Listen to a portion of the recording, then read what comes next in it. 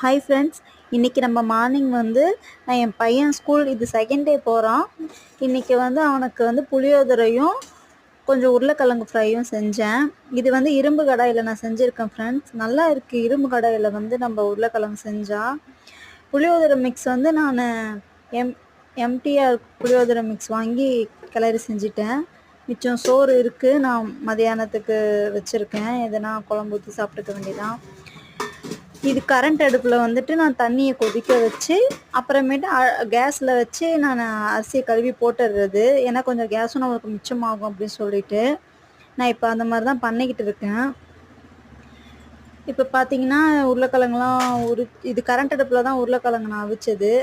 அதுலேருந்து தான் அவிச்சு எடுத்தேன். நல்லாவும் சீக்கிரமாக வெந்து வரும்.